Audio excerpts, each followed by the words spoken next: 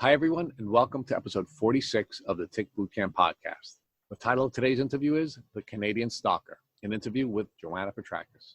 My name is Richard Johannesson. And I'm Matt Sabatello. Today's podcast guest is the youthful Joanna Petrakis. Joanna Petrakis is a 40-year-old woman from Toronto, Canada. She is a communications professional working at one of Canada's big three. She is also the co-founder of Lyme Out Loud Kids Canada. Prior to exhibiting tick disease symptoms, Joanna Petrakis was a self-described workaholic, a competitive tennis player, and an avid traveler. In 2014, while on a wine tour with friends, she was bitten by a tick. During the trip, she discovered the tick, but thought she had developed a blood blister on her buttocks. She picked that, but did not remove the tick.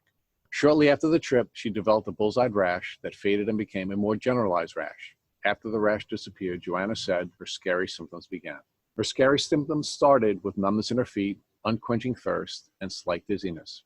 After 3 months, she felt like something was crawling across her scalp, and she suffered dizziness, insomnia, arthritic pain, and anxiety. Finally, she developed auditory sensitivity, vision issues, and became bedridden when she lost feeling in her legs.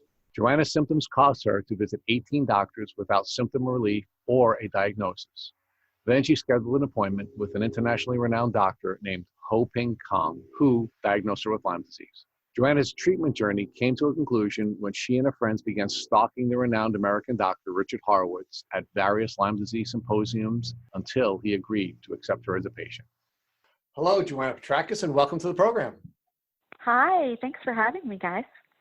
So, Joanna, most of our guests have shared with us that they've essentially lived two lives. Their first life was the life they were living before they made contact with the tick, and then a separate life after they contracted a tick disease. Can you share with us what your life was like before you contracted a tick disease? Sure. So before I got sick, my life was quite busy, is the one way I would describe it. So I lived on my own. I lived in a condo on my own. I was working full-time at a communications company, one of the big three here in Canada. And now looking back, I can honestly say I was definitely a workaholic. I was always striving for sort of the next position at my company. I've been there now 16 years. So it was always, every 2 years I got a promotion or was moving on. So I definitely worked really, really hard to get to, where I am, at least today. I played tennis. I was an avid tennis player, playing competitively as well.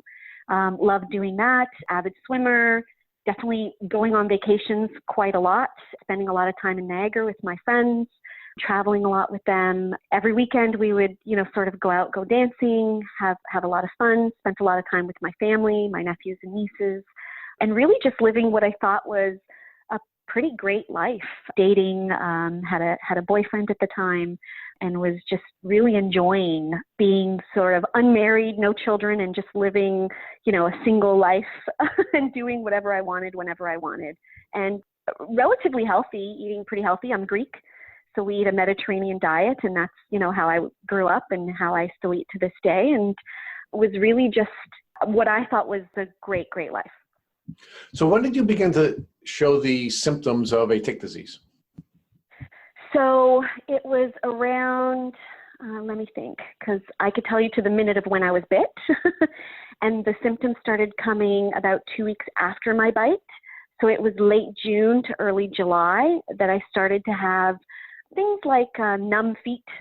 I'd wake up to one foot numb, and then the next day I'd wake up to the other foot numb, and wondering what was going on. And I kept brushing everything off, thinking, my father has diabetes, so maybe I have early onset diabetes, or I need to go get checked. And then I'd start to get headaches more often than I'm used to. I rarely get headaches, and suddenly I was getting them at least, every few days or every 3-4 days, sometimes more.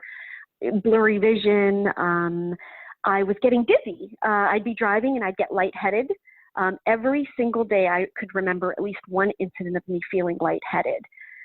So those all started happening, and I did have, the little brown circle that shows up because my tick bit me on, unfortunately, my bum, on my buttocks.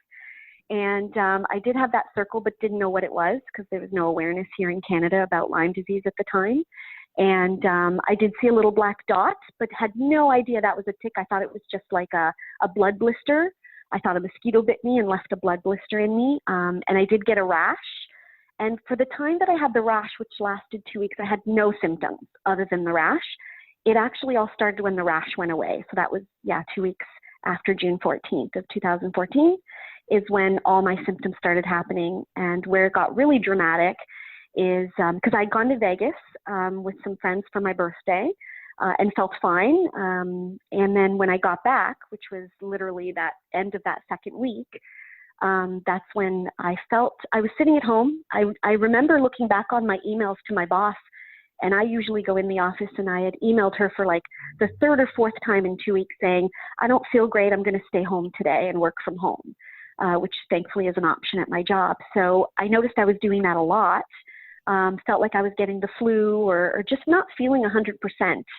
And then what really caused me to end up going to the hospital is I felt like something was crawling across my scalp, like a centipede. And that freaked me out. I remember standing up from the computer, feeling really, really dizzy, like I was going to faint, and immediately calling my mother, crying, because I just knew something was very, very wrong. And I've never called my mom crying, and my mom's like, we're coming. And they took me straight to the hospital, and that's where it all really started. You began to show symptoms on June 14th, or was that when you were bitten by the tick? That's when I was bit by the tick on June 14th. And how do you know that you were bitten by a tick on that day? Well, we were on a wine tour in Niagara-on-the-Lake, and I remember going back on the bus. It was the last stop. We were at a winery. We hit so many, I don't even remember which one the last one was. We were at a winery, and we were actually in the fields. And I even have the picture still to this day of being in those fields. And we get back on the fun tour bus to get back on. And I remember sitting down, and it was 3:11 in the afternoon. I'll never forget this moment. And I jumped up and I yelled, ow, something bit me. What I didn't know at the time is, I guess because this had been on me for a little while, and I probably just crushed it even more inside me when I sat down because of where it was positioned. And I guess at that moment, because I understand you don't usually feel them, but because I had crushed it, I felt it crunch right into me. And I yelled that out loud. And my friend beside me is like, are you okay? And I felt through my dress a bump. And I said, oh, it must be like a spider bit me or mosquito or something. I don't know. And I sat back down. And that's when a few hours later, when I got back home to Toronto, I took a look in the mirror and saw this, what looked like a pimple with a black dot on it. So I can literally tell you to the minute, because we got back on the bus around 3:10. And at 3:11 was the moment where I knew something had bit me, and only found out months later that it had been a tick. Did you remove the black bump that was on your butt when you discovered it? No, because I didn't know. I thought it was a blood blister, so I did not know it was a tick. And I wish there was more awareness here in Canada at the time that these are here and they exist, and it's not imaginary. I did not know. I thought it was just a blood blister. I did take a shower, so, if it was, and the next day there was no black dot there. So I just assumed I had washed off the blood blister. I had no idea.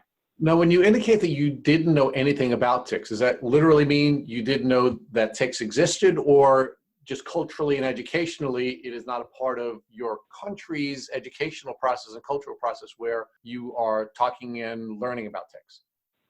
So I've had dogs. I had a dog before. So I knew that ticks existed. I did not know they bite people. I thought they only bit dogs. I don't know why I thought that. It's just an assumption I had made at the time. I always knew you had to worry about ticks on dogs. I did not know that ticks bite people and give them Lyme disease. I was an avid watcher of Desperate Housewives of Beverly Hills with Yolanda. And I remember around the time I got bit was before she ever really started talking about her Lyme disease journey and what it meant. I thought she got it from bad water. I assumed Lyme disease that she was talking about came from bad water, so I didn't make that connection. And it's because in Canada, there is really very little done by our government or healthcare to really warn people about the effects of it and the risks, because they think it's a very small problem here. After the tick bite, you then noticed as time went on that there was a rash in the area where you had been bitten? Yeah. What I noticed first was a little brown circle. And the reason why I wasn't concerned is my circle was not like the pictures I've seen. It was like the size of maybe a dime. And it was very faded, like a light brown. And it was, 2 or 3 inches away from where the bite was. So I didn't know what that was or think much of it. I just remember looking at that area of my body and going, oh, that's weird. I literally said that to myself, that's weird. And then it was a day or 2 later that the rash started, and it was a pretty dramatic rash. It was, it looked like major acne on both of my, sort of butt cheeks. And it was pretty distressing because I'd never had acne. I didn't know what it was. And I did immediately go to my doctor, my family doctor. She was away, so I did see another doctor in her office. And she took a look at it and thought it was just a heat rash and gave me some antibiotics for it, some creams, antibiotic creams, and they didn't help at all. They didn't do anything. And as my symptoms worsened, I did go back to my personal doctor because she came back from vacation. They did test me for West Nile because at least we acknowledge that exists here in Canada. And she gave me some antibiotics, which actually caused me to have hallucinations. They made my symptoms worse, and things just went downhill from there. Now, the antibiotics that the doctor had provided you with, they were topical antibiotics? The first one, yes, topical antibiotics for just a rash, just a hydrocortisone, I guess, cream is what it was at the time. And then you were prescribed the second course of antibiotics that you took orally, which caused the hallucinations? Yes, I think it was clarithromycin is what caused me to have a very bad reaction where I was calling my friends at 2:00 in the morning crying, saying that one of the security guards was trying to break into my condo, which was not happening. I just believed that's what was happening. And my friends were all like, what's wrong with you? Something's wrong. Because it started actually to affect my brain. So do you know how long you were on the zithromycin? Was it a Z-Pack? That's what we call it here, actually, in New York, a Z-Pack. How long? I took it for less than a week. So I think it was only 5 or 6 days. My symptoms came on within like a day or 2 of taking it. Do you believe that it was the antibiotics that were causing the hallucination, or do you believe it was the progression of your tick disease? That's a really good question. And I think it was the mixture of both. I don't think that particular drug did well with my body. And it didn't help that I was also fighting off this disease. So I do think mainly, though, it was the drugs. So, Joanna, after your rash and the topical antibiotics, when your doctor ran the West Nile test, she gave you oral antibiotics just to try to treat whatever it may be without having a proper diagnosis at that time? That is correct, yes. And once you had this really bad reaction to the antibiotics and were hallucinating, what was your doctor's next steps to treat you next? So she immediately took me off the drugs. I'll be honest, she said to me, I don't know what to do. This is so unusual. And she actually set me up for an appointment with numerous specialists. So that's where I went down this journey of different doctors, different specialists. I was having heart palpitations and so many different symptoms. I basically had 2 pages of symptoms, but she didn't know what to do with me. I was in her office crying and saying that I was in so much pain. My whole body was in pain at all times. So she sent me to a specialist for fibromyalgia, and she sent me to a heart specialist because I was having heart palpitations, and it was actually quite scary. I thought I was having a heart attack all the time. We just kept going and trying different doctors. I think in the total, I ended up seeing about 18 doctors before the final specialist that I went to. Did any of these specialists indicate that this was a mental health issue and not a physical issue?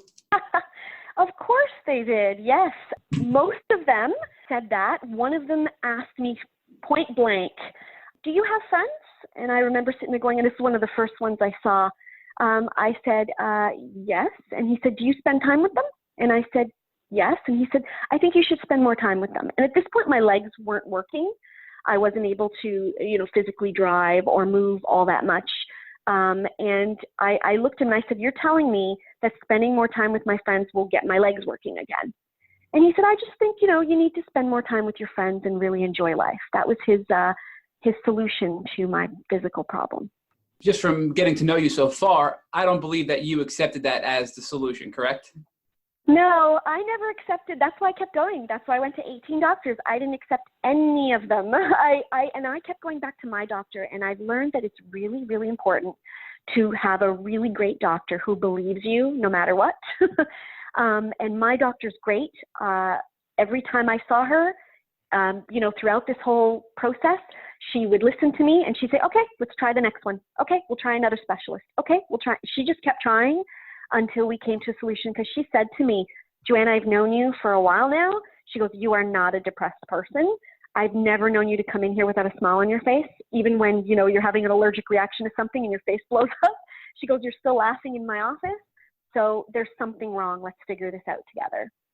Now, here we are about 6 months after your tick bite, and you're paralyzed pretty much and bedridden. I needed my family to drive me everywhere to get everything for me. I was pretty much bedridden throughout most of that. There would be some days where I could walk around, but it was very rare. How helpful were your family and friends in the community in supporting you to find a proper diagnosis and getting you to doctors and financially helping you in those areas? So my family was great, amazing. My parents took me in. I moved out of my condo, moved back in with my parents because I couldn't really take care of myself. So I was living with them. I lived with them for a total of a year until I really started to feel strong enough again to move out again. And my mom, any sort of diet that was put on me by any of my doctors, my mom followed it, would cook for me. My dad would go pick up my pills. My sister would call me on a daily basis and check in on me. I was not in a great place emotionally. I'm not a person who often cries, but I remember crying every single day thinking I was going to die. But they definitely made sure that I was taken care of and that I was okay. Joanna, at what point did you or your doctor start to think Lyme disease? So I remember it was about, I'd seen 17 or so doctors, and my doctor here in Toronto, who's my family doctor, said, Joanna, we have a last resort. I'm going to send you to see Dr. Ho Ping Kong at Western Hospital. Now, Dr. Ho Ping Kong, I've seen him once before for something that I'd had years before that was unexplained, and he was the only one able to figure it out. He's the doctor doctors send patients to when they're at their wit's end and don't know what to do. He's an integrative doctor. He does internal medicine. He's in his 80s. He's quite famous. Doctors come from around the world just to learn from him, and he very rarely treats patients anymore. He usually sends sort of the people that are learning from him. And seeing him is like an episode, remember that show House? Literally you go in and there's about 10 doctors and he's asking you questions and he starts asking them questions and then he turns to you and asks them what they think's going on. So it's like being in a teaching room as well. So I said to her, I was hoping you would say that I want to see him. And I literally in my mind said, he's it. Like if he doesn't figure this out, then we won't know what this is, and I'm just going to live like this for the rest of my life. So I had an appointment with him, and this was that 6 months later timeline. He brought me in. He had a room of doctors, and he asked me 2 hours worth of questions. These questions ran the gamut from, do you live alone? Do you own pets? Have you traveled recently? Like, I've never been asked this many questions from a doctor in my life. So, Joanna, was this doctor visit covered by your insurance? Yes. Here you are being interviewed for 2 hours. Did they come up with a potential diagnosis at the end of that period, or did you have to return for a follow-up visit? So he did. I was there pretty much all day because he ran, I don't even know how many tests, hundreds of tests, took a lot of blood. He was testing for everything. And the funny thing is I never told him about the bite. I never connected the two because the rash went away. So I didn't know that this was related to the rash because my symptoms came after the rash went away. So I thought this was something completely separate and different. So I never mentioned any of that, and he never asked about a bite. And about, I'd say a week later, I received a phone call, and the secretary said, Dr. Ho Ping Kong would like to see you. And I remember calling my boss. I was at work. It was 1 o'clock in the afternoon. She goes, can you come now? I called my boss, and I was so excited because I said, oh my God, like, I think he figured it out. I got to go. And she's like, go. She was very supportive. She said, go. So I went to the Dr. Ho Ping Kong's office, and he sort of took a look at me with another doctor in the office with him and said, so were you bit recently? And I just remember I had a light bulb moment, and I immediately started spewing out, June 14th, 3:11 in the afternoon, something bit me on the bum, and blah, blah, blah, blah, blah. And I told him everything that had happened that day, and the rash and everything. And he looked at me and he said, so you have Lyme disease. And I just remember this moment of relief. And I'm like, he figured it out. And I smiled and I was laughing. And he looked at me and he said, I've never told someone that. And they smiled. And I don't think I understood, what it meant that I had Lyme disease. And he immediately said to me, I want you to do something for me. I don't want you to go on the internet. I don't want you to go on anything that talks about Lyme disease. Don't read anything. It's going to scare you. Don't do any of that stuff. He goes, I'm going to give you a drug that's going to make you feel better in 30 days. And he gave me doxycycline, 2 pills a day, so a regular dose that they give for acne, 2 pills a day for the next 30 days. And I was just so happy. And he goes, you're going to feel better in 30 days. And now let's fast forward to the end of that 30-day period. How did you feel at the end of those 30 days? Wow. So taking the drugs made everything worse. I remember when I did get diagnosed and I called one of my friends. She's sort of one of those people that you call when something's wrong because she reads so much and her brain can absorb so much that she knows something about everything. And I said to her, I have Lyme disease. She immediately knew exactly what it was, how serious it is. And she said to me, okay, so when you take these drugs, just think it's like an army and it's fighting the bacteria. So no matter how bad you feel, you're fighting. So just deal with it, go through it, keep taking the drugs no matter what happens. And I'm really glad she said that to me and prepared me, because not only was I bedridden, but I couldn't actually stay awake, period, because of the pain I was in. Like my whole body was just, the only way I can explain is I'd sort of shriveled up and I would just lay on the couch in front of the TV. My parents would have people coming visiting and I wouldn't even know they were there. So those 30 days I got much, much worse. And by the end of the 30 days, when I had my follow-up appointment, I was not better at all. If anything, it brought out other symptoms that I hadn't had before. Do you believe that that was herxing when you started to feel worse? 100%. Now that I know what I know that that's the best thing I could have done for myself at the time. And thankfully, I'm a pretty tough cookie, so I kept taking the drugs despite knowing that, this was happening. And I literally, in my mind, was just saying, I thought of, cancer patients and what they go through and what they put in their bodies, to kill what's there. And it's also affecting your, regular healthy sort of shell of a body. So I treated it that way. And yeah, I 100% know that that was herxing. And it proves that something was going on and that I did have some kind of bacteria in me. Did your doctor warn you about the potential side effect of herxing from these antibiotics? No. Nope. He just said, you're going to take these, you're going to feel better in 30 days. That's all he told me.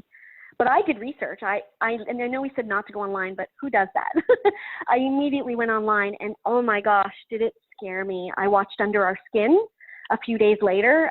We were able to download it from the internet and watched it. And I just remember turning to my friend and said, oh my God, I'm going to die. I'm not going to be okay. These 30 days are not going to heal me.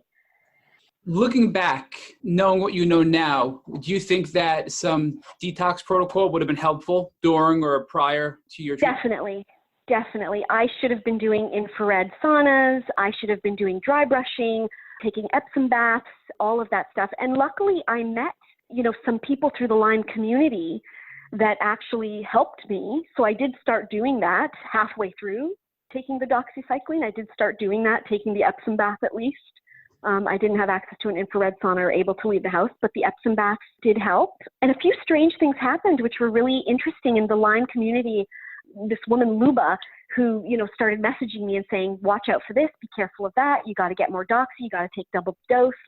She gave me all this advice and I'm so grateful to her, even just for being there for me through Facebook, which is a wonderful venue or way to get access to this kind of information. But I remember taking an Advil for a headache. And oh my gosh, what happened to me was so traumatic. I started crying and freaking out and telling my parents to take me to the hospital. Something's wrong. It was making my head feel a lot of pressure, as if my brain was trying to push out of my skull. And I didn't know what had caused it. All I remember is taking an Advil before. And I remember messaging Luba, this woman on the Lyme community in Canada, and said, this happened. And she said, did you take an Advil? And I said, yes. She goes, was it the blue liquid ones? And I said, yes. She goes, so the blue liquid is toxic to people with Lyme disease. So only take the pills that aren't the liquid ones.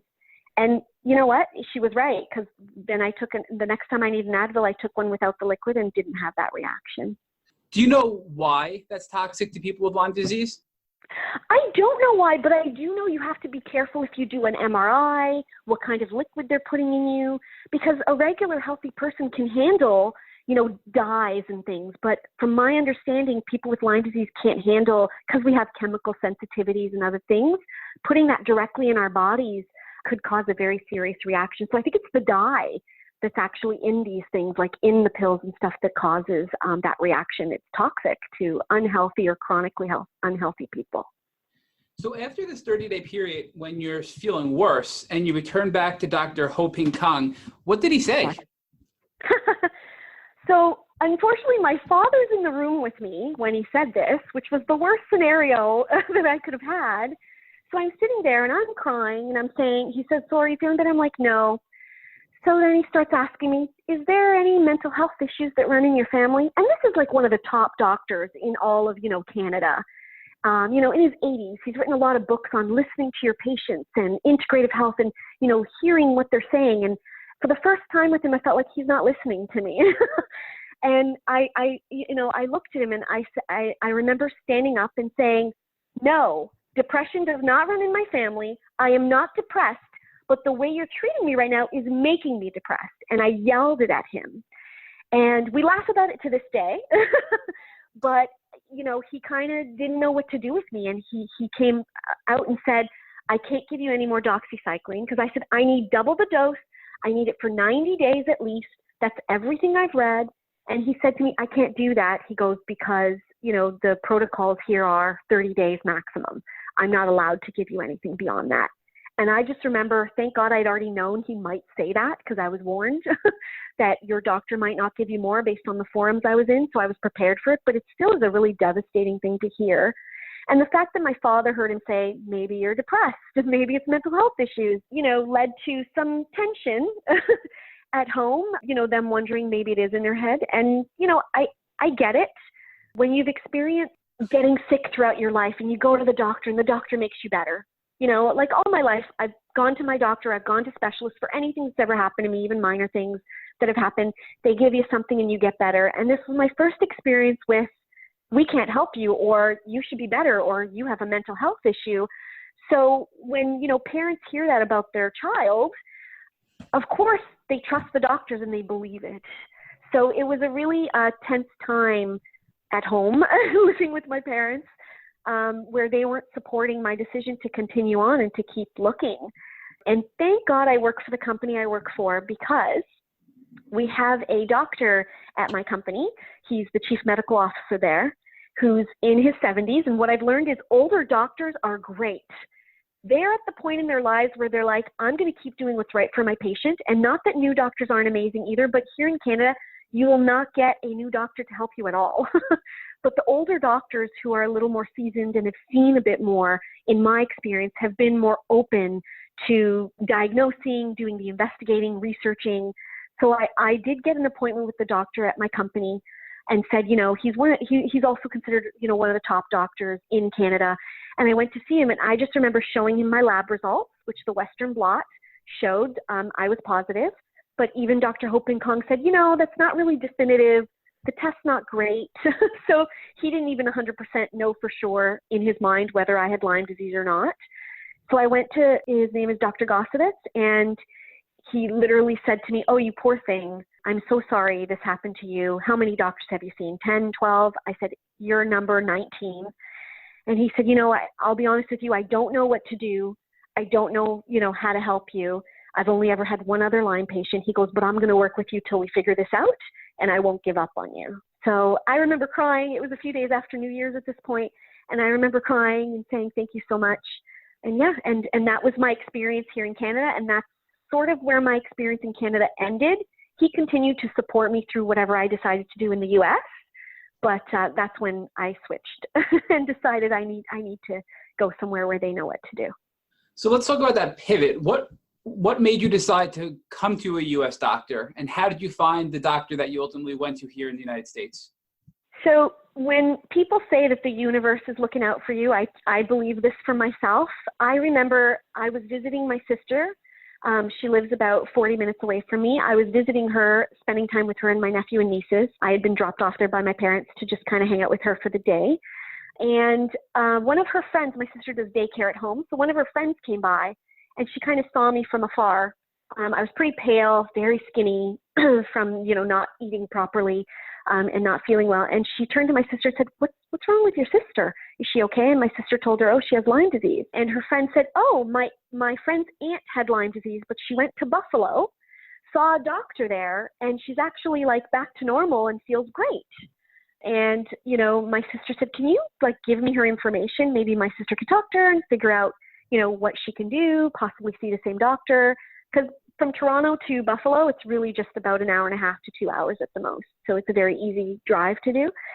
So, I got the woman's information. Her name is Alba. She's become a good friend of mine. I contacted her and we talked on the phone for 2 or 3 hours, and she told me about this amazing doctor in Buffalo who helped her. She was about 90% back to normal. She still had lingering symptoms, but was able to go back to work and sort of live her life. At this point, I was completely off work. And she said, I really think it's good. You should see her. She's very tough. She, if you don't follow her protocol, she can get very frustrated with you. I remember her warning me about this doctor and saying, you just have to, deal with, sort of her not being necessarily the most compassionate or kindest doctor, but she will get you better. And she follows Dr. Horowitz's protocol. And I immediately contacted this doctor, made an appointment, and started seeing her over the next full year. So from February 2015 till February 2016, she was my main and only doctor. Now, was she able to help you with your health? Were you able to start to feel better with this new doctor? Yes, every 3 months there was improvements. So she would have me track it. And at the end with her, when I hit a year, and I was on a lot of drugs, I took 75 pills a day. And I got to tell you, I would say, I don't want to toot my home, but I'm a champ. I took those pills. I created a schedule with my naturopath, because when you're sick, to create a schedule, to figure out what to eat, to do all that stuff is so hard. And I think that's actually the hardest part of trying to heal is you're sick. You can't sit there and, create this calendar of how you're going to take your pills. Like your brain can't even go there.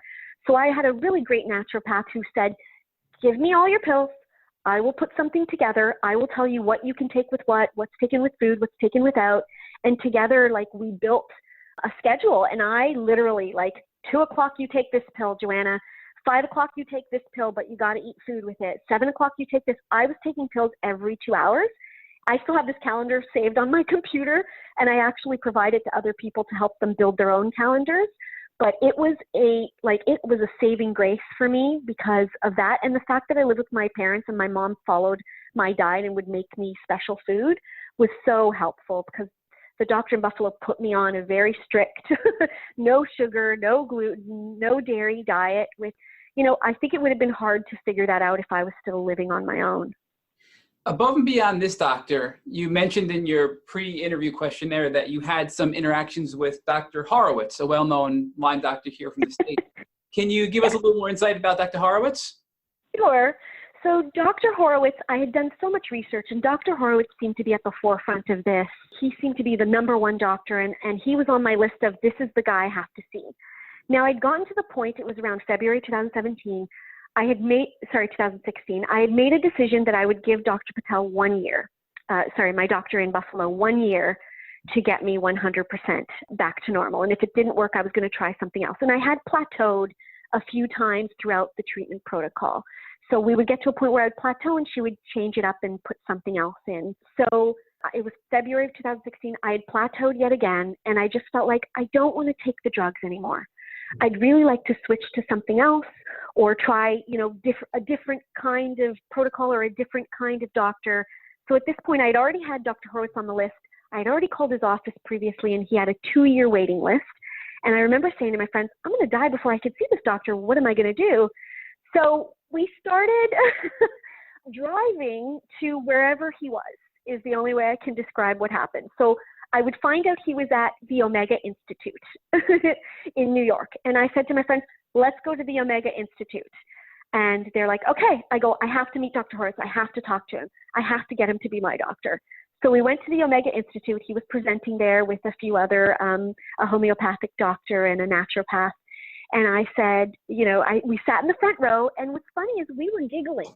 Me and my friends were giggling. My naturopath actually came to learn from him too. And she actually treats Lyme patients now in a natural way. And we're all giggling sort of in the front row. And I will say, thank God for my friends and family, because they had me laughing throughout all of this. Even on the bad days, they would find a way to keep me sane and calm and sort of make something funny come out of something horrible that was happening to me that day. So we're laughing in the front row. And the most miraculous thing happened. Dr. Horowitz got up from the stage he was on, walked over to us, and first thing he said to us, "You girls are having too much fun."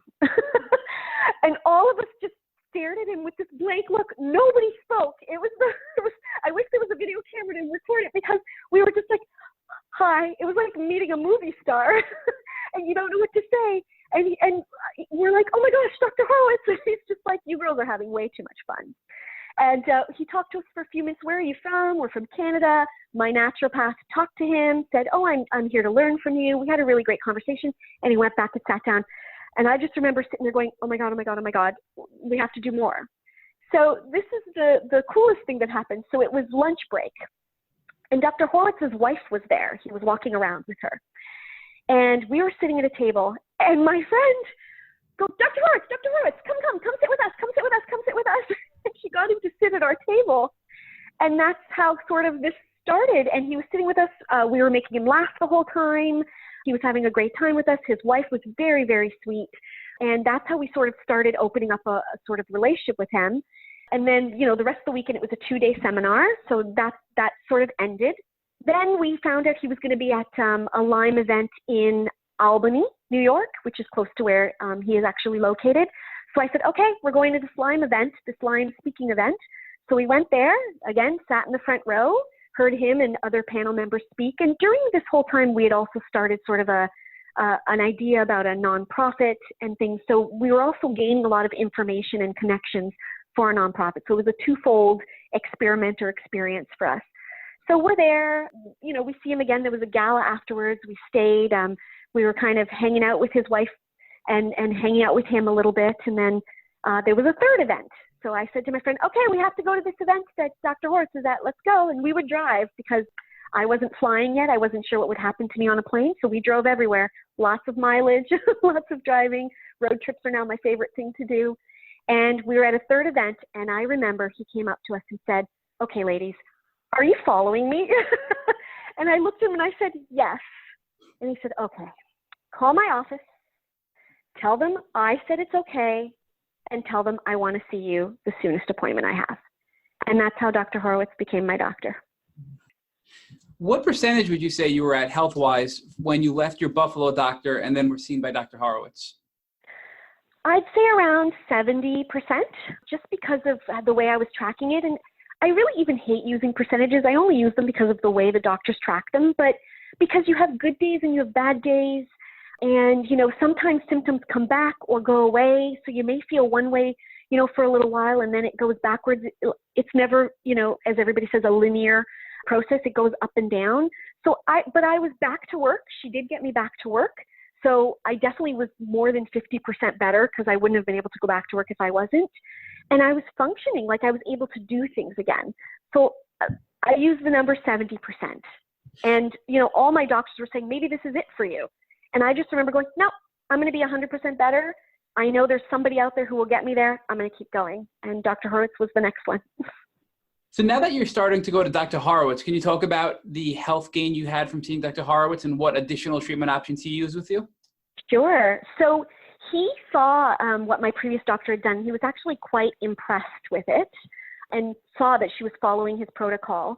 The one thing he noticed that she hadn't done, and maybe it was coming, was sort of biofilm busters is what he wanted to add in. And so, he said, we need to also kill the biofilm. And based on the symptoms that I was still showing, which included, sort of babesia symptoms, night sweats and things were still happening, he added in a biofilm buster. For the life of me, right in this moment, I don't remember what that drug was called. But he did keep me on some of the drugs that my previous doctor had kept me on, but he did add in this biofilm buster in order to just add something to it. And he felt that would be sort of the trick to get it all sort of working properly again and kill off whatever was left. He did do some tests through IGeneX, and it did show significant improvement in where I was going. And he did feel the bacteria was definitely at a much lower rate than it had been when I first started this based on my older tests that I showed him. And he did add in a lot of naturopathic sort of supplements. I think at that point I was taking at the most about 20 pills a day with him. So in your pre-interview questionnaire that we sent out to you that you answered for us, you mentioned that you also used bioresonance as a treatment protocol. Can you talk about what bioresonance is and how that treatment worked for you? Yes. So bioresonance, it's sort of, it's a machine. It isn't used by doctors usually. There's some homeopaths here in Ontario where I live that actually use it.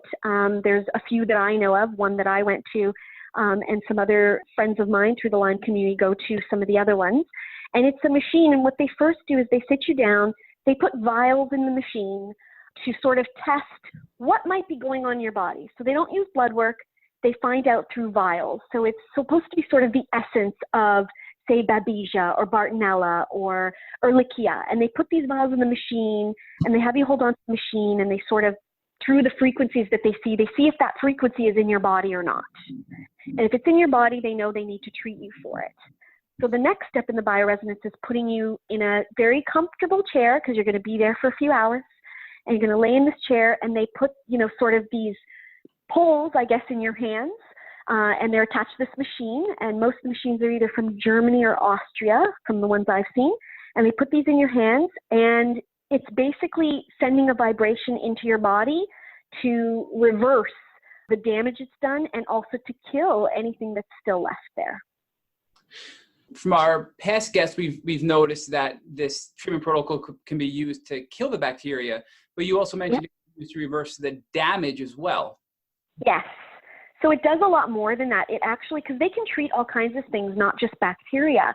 They could treat even just people who have regular food allergies for other reasons. So it's actually also healing you at the same time that it's killing. And there are frequencies that do all of that stuff. It just depends what frequency they put on when they're treating you. And if you have a lot, it could take 2 to 3 hours. If you only have a few things to treat, it could take, 20 minutes to half an hour. And it's really interesting because the effect it had on me was really just draining. Like I would literally fall asleep. And my worst symptom was insomnia throughout Lyme disease, like not sleeping. And that lasted numerous years and only just got resolved more recently in my life. But I would literally just conk out and fall asleep. So that's how I knew something was happening because I was wide awake, 90% of the time.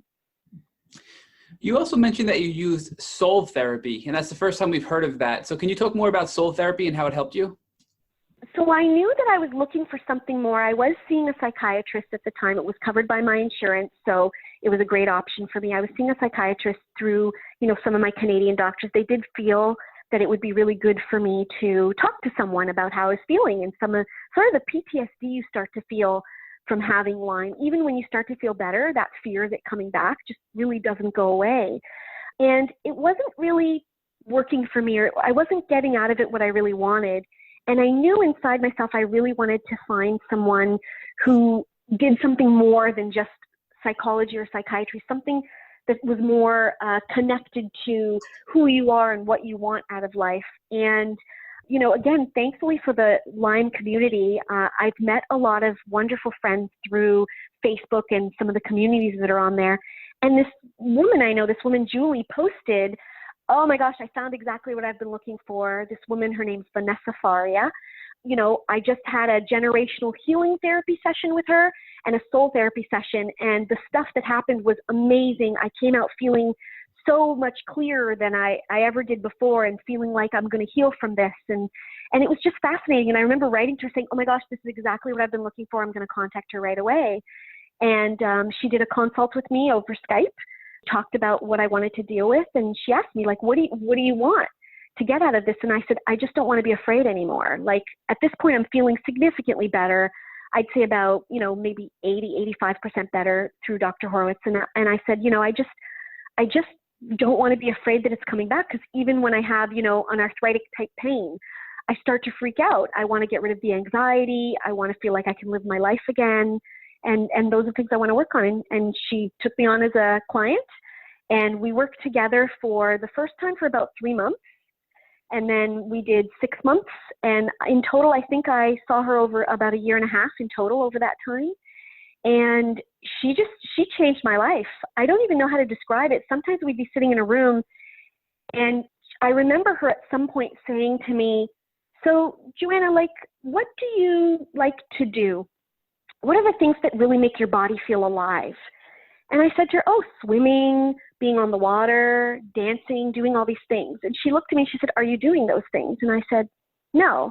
And she said, why not? And I just remember looking at her saying, because I can't. And she says, why can't you? Because I'm sick. And I remember her going, but are you sick? Like, are you sick where you can't swim? And that moment was really a sort of epiphany for me, where I realized if I'm not doing these things, how will I know that I feel better if I'm not doing the things that make me feel better just emotionally? And she helped heal the emotional trauma. And, you know, we did some generational healing from my past and any sort of trauma that I've gone through, because that all kind of holds in your cells. And I truly believe this now. Never believed in this sort of stuff before, but, you know, this stuff sort of holds in your cells, and it prevents you from truly 100% healing from Lyme disease or any other kind of illness, because it almost feeds the bacteria. It gives it energy so that it can keep going and it can survive through everything. So for anybody to heal, they really truly need not just the physical, but they need the mental and emotional and spiritual sort of change to happen in them in order to get 100% back to normal, and it is possible. So in addition to the soul therapy, you also tried something called a turpentine protocol. Can you talk more about that? Sure. So I had a friend who has Crohn's disease, and she used turpentine to keep it under control. And she's one of those rare cases where her Crohn's disease had been in remission for, I think at this point, 10 years and hadn't had any flare-ups or symptoms. So she kept telling me, Joanna, try turpentine, try this protocol. So I would only do it with her because, you know, it's turpentine. Like, it sounds crazy, but it's basically the way that she would do it. She would set up 3 sugar cubes for me. And what you would do with a dropper is you take the turpentine. It has to be, you know, sort of a special kind of turpentine, not the ones you get in the paint stores or anything like that, because this is the type of treatment that was used back in the day, you know, for things like cat scratch fever, which has been around for a really long time, you know, sweat lodges. You know, back in the day, the Indians used this sort of treatment because it does come from trees. Turpentine comes from trees, and it is, in a sense, natural. So she would buy this sort of bio turpentine from a special source and would bring it, and she'd use a dropper, put the drops on the sugar cubes, and the way you fill them is only until they're soaked, not dripping. And then she would have me eat those sugar cubes and drink a full glass of water and continue to drink throughout the rest of the next 2 days. And I will tell you, some very interesting and some scary things did happen during this protocol, which told me it was working. And I do think I had a major herx, especially when there was a full moon, which I know sounds strange, but there was one night with a full moon where I did the treatment and had a very strong herx.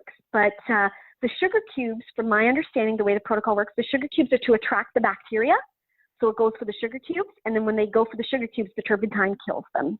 People have been using turpentine to fix, you know, canker sores in their mouths. They mix it with coconut oil and, you know, all kinds of things, illnesses, not just, you know, sort of bacteria or Lyme disease. But I did do that for a good 3-month period. I would do it once a week. And I did feel better. But because I was doing so many things, it's very hard to say at that point which one was treating what or what was making the improvements. But I did herx the first 2 or 3 times I did the turpentine. So I knew something was happening. And then after that, there was no longer any herxing. So a lot of our guests talk about feeling worse during full moons. Can you talk more about that? Do you understand why that is? My understanding, it's the cycle of the way that the bacteria works. And because it's sort of recycling itself and because it's sort of growing and increasing and mimicking, the cycles of the moon are what cycles it works on. And that's with, from my understanding, all sorts of bacteria works this way. You know, people who have different kinds of gut issues and issues in their gut, because we all have bacteria in us. Some is healthy, some is not. And all of it works on sort of the Earth cycle or the moon cycle. I never had sort of flare-ups with the moon. I kept reading these all over Facebook and reading them on the forums that I'm in and seeing this and waiting for it to happen to me, but it really only happened with the turpentine. I never had any strange experiences with the moon, but a lot of the people that I know, it's based on, you know, the sites of parasites. and the cycles that they go through and when they sort of, I guess, produce or reproduce and when you can kill them. So I also see that you tried the Rife machine. Was that helpful for you? So I did buy a Rife machine from the US from this wonderful man who had healed himself from Lyme disease just using the Rife machine. I used the Rife machine for a 6-month period. I will say I know a lot of people that helped. There's a lot of people that have gone back to playing tennis and skiing and different things, and they just use the Rife machine, once a week or once every couple of days, however they need to. And there are the kinds that are, the lower costing kinds where you have to sit in front of it for 20 or 30 minutes. And then there's the ones that cost, $5 or $6 grand, and you only have to sit in front of it for about 2 minutes and you don't have to touch anything or hold any poles or anything like that. And I know a lot of people that have been treated by that and healed themselves by using that. The issue for me was I didn't want to have to do that for the rest of my life. I didn't want to come back home, every night and sit in front of a Rife machine to heal myself. I felt like I needed something more. So after 6 months of doing it, I'm like, no, there has to be something that 100% gets me back to normal, heals me completely. And, and then I can use the Rife machine when I have just random symptoms here and there. And I still have it to this day. I sometimes use it when I have a headache, well, back pain. It's interesting. It tends to make a difference, or at least lower the grade level of the migraine or lower the grade level of the pain. So I love it as a tool for me just in my regular health. But I didn't find it got me where I wanted to be. And I just felt, okay, next. That was my say, next. So moving on to next, you also tried the infrared sauna. Was that helpful for you in detoxing? Yes. So what was great is when I moved out of my parents' house, when I was finally feeling around the 75 or 80% better, I moved out of my parents' house and I moved in with a friend, and we moved in together. And our house, it was meant for us because it had a built-in infrared sauna. The man who owned the house was a fireman, and he had built a sauna just outside the side door. And I started using it, and it, the Epsom baths were amazing at helping, but the sauna just, if I was feeling any sort of flare-ups or symptoms, and because the heat was really great for me, and I know some people have issues with heat based on what their symptoms are, but I've always been, like, since I was born, sort of a chilled person, like cold, feeling the cold really like deep in my bones. So heat's always been an amazing source of any kind of healing with anything for me. So I found the sauna to be amazing. I was also doing lymph drainage massages around the same time, like doing them sort of interchangeably. 1 week would be the sauna, the next week would be lymph drainage. And I do feel it made a difference because I had more energy, I was able to do more, I was able to sleep a little better. Instead of full insomnia, I could at least sleep 4 hours a night. And it was definitely making a difference, helping me do that and helping with a lot of the body pain. One of the most interesting things that I noted on your questionnaire was that you changed your nutrition and your diet and also use supplements based on DNA testing. Can you talk more about that and how you did that? When you do your research on illnesses like Lyme disease through the forums that, you always join when you want to know more, you see a lot of these things that pop up about what people are doing or what they can do. I chose at the time when I was seeing my first doctor in Buffalo to do the 23andMe test. It is a spit test. You just go online, you order it. There is a cost to it, and they send it to you in the mail. It gives you full instructions, plus you go online and see a video on how to do it, and you spit in a tube. You put the tube in the package and you send it off. There is a place here in Ontario that actually takes them and tests them. And then they send you back. It takes about 4 to 6 weeks, and through email, they send you a notice that your results are in, and it gives you all kinds of information, genetic coding, your synapses, your SNPs they're called, pathways in your body and what they look like. And then you take that information and you put it into a third-party site that I use the one called LiveWello, but there are so many. If you just Google, 23andMe, genetic testing, all kinds come up, and some of them are free and some of them have a cost. And you submit it through there, and what comes back is your codes that a doctor can use, certain doctors who are trained in genetic testing can use to see what else is going on in your body that may be preventing you from healing, or maybe something that, you collected from your parents. I know I have genetic stuff that I collected from my mother and father that they collected from their, sort of mother and father that are now in me. And it's just all about sort of working on those codes and healing any sort of genetic challenges or defects that you might have in your body. How did you move forward with using that data to make informed decisions with your health? So I had the information, and my doctor in Buffalo, she kind of used it a little bit. My naturopath here sort of used it as well, but it was so new to all of them, and it was something that hadn't been used before, and there wasn't a lot of information on it. And one thing that happened is, in part of my stalking of Dr. Horowitz, we'll call it, I had discovered that Omega Institute and all the amazing things they do. And I was at this point willing to try anything to get better. And I'd found out John of God was coming to the Omega Institute around the same time. So I said, okay.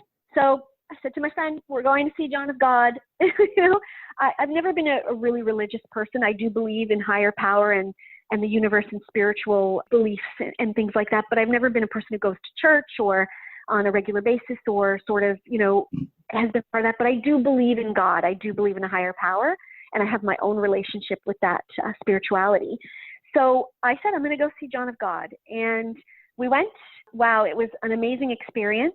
What was interesting was the people that went with me that weren't there to be treated for Lyme disease all had sort of an awakening or an experience where after John of God did what he does, they all fell asleep for the next 12 hours, and I didn't have anything. So it was quite a disappointing weekend for me. I was so upset because I felt like they're having this, change and they're healing and nothing's happening to me.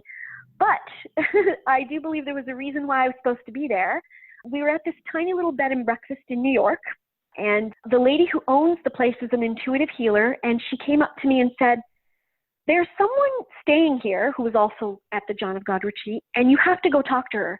She knows more about like Lyme disease and genetics and things than I've ever heard, and I truly believe she can help you. So I walk into this room, and there's this woman, her name is Terry, and she's sitting in this room and introduces herself to me.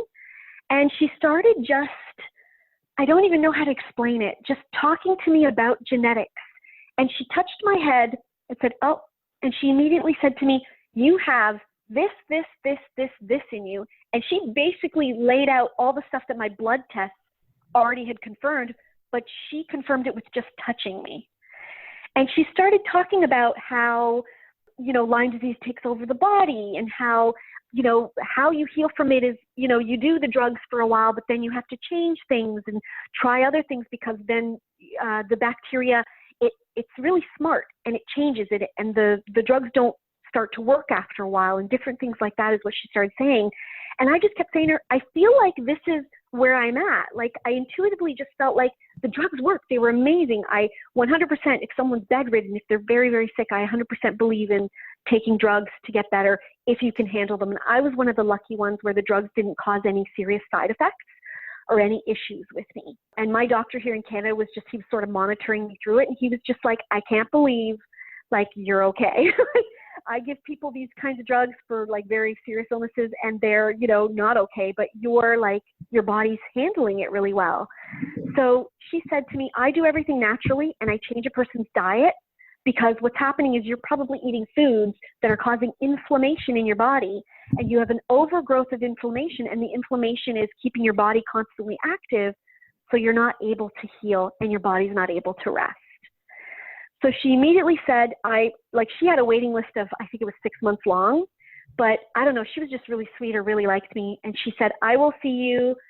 She checked her calendar next weekend. She was going to come in on a Saturday just to see me, even though she doesn't work Saturdays. And, me and my friends started crying because we were so grateful. And I don't know how to explain it, but I just knew she was the one. My brain just said, this is her. Like, this is the one. I don't know how to explain it. I knew that she was going to heal me. So we made an appointment. I believe it was October of 2016.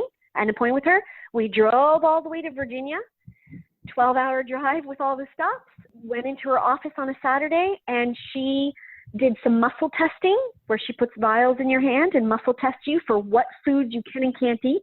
She changed my diet completely, took things out that are healthy, kale, broccoli, cauliflower, all these things that are very, common, especially in sort of a Greek diet that I was eating every day. She said, nope, you're going to take these all out. She put me on a group of supplements, and she would gradually bring them in. What I liked about her is she personalized my treatment for my body by looking at my 23andMe testing and my genetic testing. And she started talking about, oh, your sulfur pathway is blocked. You have this, you have that. If we fix all those pathways, then the treatment will work. It sounded amazing to me. She said, give me 3 months and I will get you back to normal. And I just remember looking at her going, yeah, right. This has been almost 2 years of me dealing with this. I don't think so. But I said, I'm going to do everything she tells me. And I'm a great patient. Doctors love me because I do exactly what they say, because I promised myself, no matter what, I was never going to be able to blame myself if I didn't get better. So I wanted to make sure if they say you're going to eat this, you're going to take this, you're going to inject this, you're going to wake up at this time, you're going to go to bed at this time, I said, yes, I will do everything you say. And every one of my doctors was so surprised because I followed their protocol to a T. And I said, if something doesn't work, I don't want to ever say it's because I had that piece of chocolate that day. And so I followed her diet. And I got to tell you, 3 months later, I go back to see her. And it was an amazing appointment because she said to me, tell me what your symptoms are. And in my mind, I'm still sick. And I couldn't think of one symptom. I couldn't think of one symptom. And this was February of 2017. And she looked at me, she said, Joanna, and she muscle tested me again. And I passed on everything. And she said, Joanna, you're healed. It's gone. Like, I don't even feel it in you anymore. And I just remember sitting there going, no, it can't be right. It can't be 3 months later, I'm better. And she said, Joanna, you have to trust it. You have to believe it. And yeah, and I'll be honest, I had the most amazing 8 months, was it? Unfortunately, I was in a car accident, but before the car accident, I was having the most amazing time. I had more energy than I've probably ever had in my life, even before ever getting sick. My birthday was on August 21st. In 2017, there was an eclipse that happened, a solar eclipse on August 21st on my birthday. I felt it was a sign that I needed to go to the Smoky Mountains in Tennessee and stand at the top of them and watch the solar eclipse. So I drove 14 and a half hours, just me driving with my friend's 15-year-old daughter in the car with me. And I was able to do the whole drive no problem with full energy. We drove right to the top of that mountain and watched the solar eclipse, and it was the most amazing experience of my life. And I don't think I would have been able to do that before, being sick or before any of that. And that's all because of this amazing woman in Virginia. So Joanna, how are you feeling today? So I actually am back to feeling, I would say, 99% normal. There's some things lingering from, unfortunately, a car accident I was in, but I feel great. Like, I am 100% recovery. I don't call it remission because I just believe if you call it remission, it's leading you to believe it'll come back. And I've cleared that fear. It's not coming back. I'm not worried about it coming back. I feel 100% back to normal. I'm living my life again. I'm doing all the things that I want to do, and my life's completely different than it was before, and it's so much more full and better, and I appreciate things so much more, and it's great. Yes, I feel 100% back to normal. Just like I said, a couple of things that I go to physiotherapy for, but they're related to a car accident and not at all, in my opinion, related to the Lyme disease. Joanna, when you were going on your healing journey, which included many trips, and you were doing that work, your work was also working on you, and you began to do some work where you were outreaching to folks in the Lyme community.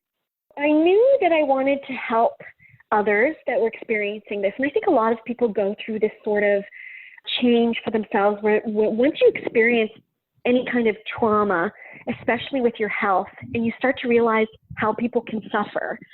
And I've never experienced anything quite like this kind of suffering before in my life. I actually live a pretty normal life, normal parents, regular, kid, sister, brother, parents, stayed married. Like, I never had any sort of serious trauma happen in my life. No one passed away that I was close to up to that point. So this was my first experience understanding, oh my gosh, there's people suffering out there, and they're not going to get any help here in Canada.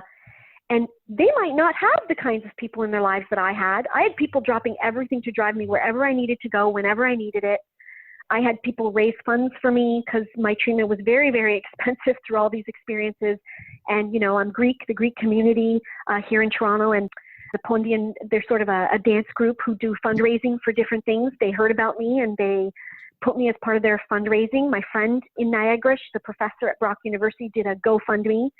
So I just came to this realization of how lucky I was that all these things happened for me and I was able to pay for my treatment, because I don't know what I would have done if I couldn't have paid for it. I wouldn't be here today or healthy if I couldn't have paid for this treatment. And I just thought, like, in the US, I know there's quite a few groups that raise money, Limelight Foundation and different groups that I've heard of. The person that I started the charity with met these people. She would fly out because I couldn't fly, and she would meet some of these groups and had amazing sort of experiences with them and learning from them. And I remember saying to my friends, I want to start something that helps people here in Canada, because we don't have any funding or any help here, and we don't have doctors that'll help. But I'd love to send them to some of the doctors I've seen. I'd love to be able to help them pay for it, and just to raise awareness here in Canada. So we started an organization called Lyme Out Loud Kids Canada. It became really my life for a while. And we put on an amazing event, which still to this day, when I look back, I am so proud of what everyone who was involved did. We put on this event April of 2017. And this event brought in Dr. Horowitz came, obviously my doctor, he said 100% he was supporting it. We brought in Professor Christian Perron from France, who helped change some of the laws in France in regards to the way doctors are harassed if they're treating Lyme patients or attacked. So we helped get them some protection.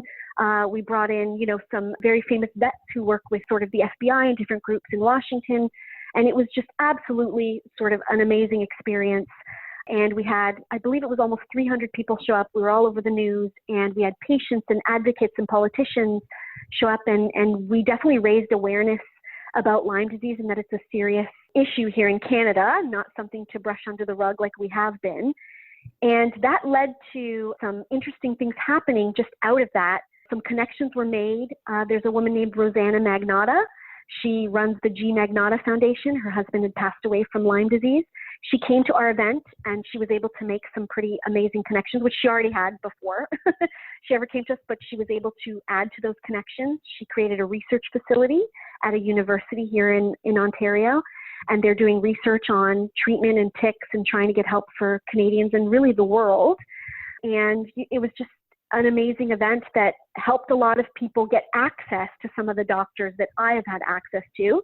They were actually able, some of them even, to book time with Dr. Horowitz after talking with him, and he felt he wanted to help some more Canadians, and also talk to Dr. Perron and get some advice. Armin was there from Armin Labs. He actually was able to talk to people about getting some tests so that they can at least confirm if they have Lyme disease. So I did feel like that one event at least got people access and information that they hadn't had before. I got a lot of messages afterwards for people being grateful, because one woman, this woman April, was in a wheelchair. Through that event, she learned so much. She was able to go to one of the many doctors that I was seeing, and she's now walking and out of the wheelchair. So I'm actually ecstatic about that. I see her Facebook posts all the time. So she's slowly getting better, and she has a lot of support as well. So the event was our big sort of catalyst of what we had been leading up to. Unfortunately, due to the car accident, I did step away, at least for now, from Lyme Out Loud Kids Canada, but my business partner at the time and some of the other people who were involved are sort of carrying the torch. But we were raising awareness, and our focus was children, because children are, sort of the most vulnerable. They're out in the grass all the time. They don't check themselves. They don't even think about bugs, crawling all over them. So I just really wanted to help families and kids. And in my mind, how do kids deal with being sick? Because they're not getting any sort of help. The doctors are saying it's in their head. I could fight the doctors. I was saying, nope, it's not in my head. I'm moving on.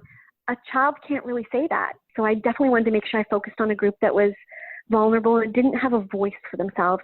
And that's sort of what Lyme Out Loud has been about. Like, out loud. Let's talk out loud about what's happening to children when it comes to Lyme disease here in Canada. So I'm going to ask you to now take the next step and become a tick hacker. In our tick hacking community, we ask folks like you who have had the experiences that you've had, and you've had the additional experience of doing the work with Lyme Out Loud, to now share with our listeners what you would do if you woke up tomorrow morning and you found a tick biting you on the leg.